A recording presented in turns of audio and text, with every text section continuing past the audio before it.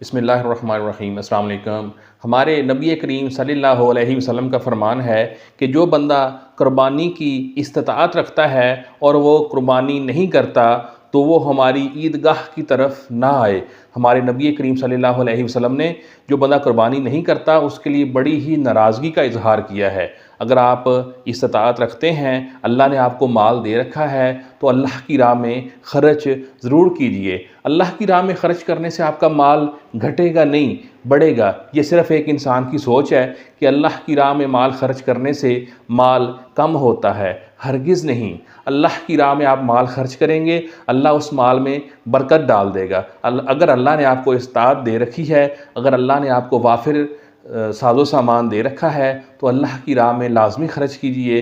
एक नहीं, दो नहीं, 4 कुर्बानियाँ कीजिए। अगर आपके अंदर इस्तिताअत है तो अल्लाह अल्लाह को राज़ी कीजिए, अल्लाह के नबी को राज़ी कीजिए। जज़ाकल्लाह खैर।